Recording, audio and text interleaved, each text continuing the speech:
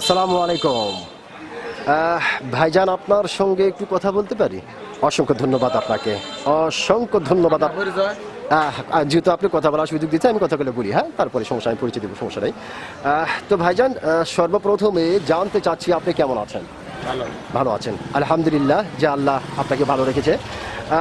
তো ভাইজান, আপনার নামটা জানতে পারি? আলামিন। আলামিন, চমৎকার একটি নাম আপনার।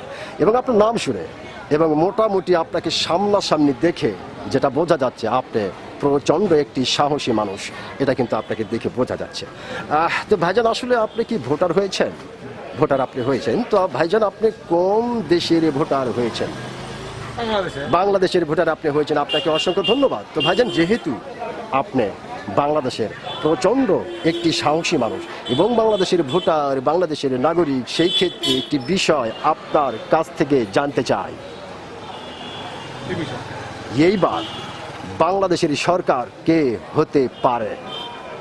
এটা কি আগাম বলা যায়? হ্যাঁ হ্যাঁ জনগণ মানে হ্যাঁ। যেরকম এর মধ্যে হবে, হ্যাঁ যে ভোটে আসবে তাই হবে নাকি? হ্যাঁ হ্যাঁ আগাম কি বলা যাবে না, আসলে আগাম তো বলা যাবে না। তার মানে আপনি যেটা বোঝাতে চাচ্ছেন যে আসলে সঠিক একটা নির্বাচন হলে আসলে আমরা দেখতে পারবো। জনগণ যাকে ভোট দেয় তাই হ্যাঁ দেখবে। হ্যাঁ, সেটা নির্বাচনের মাধ্যমে হয়ে আসলেই তো আমরা দেখতে পারবো। অসংখ্য ধন্যবাদ আপনাকে, অসংখ্য ধন্যবাদ। খুব চমৎকার করে আপনার কথা বলেছেন, ধন্যবাদ। আপনার পরিচয় কি নাকি? আচ্ছা, আমার বাড়ি হচ্ছে সিলিমপুর। আমি একজন ইউটিউবার। আমি বর্তমান বাংলাদেশের সাধারণ বর্তমান বাংলাদেশের সাধারণ মানুষের কথাগুলি তুলে ধরতেছি। আর বিষয়টা এটাই যে কি সরকারটা হতে পারে।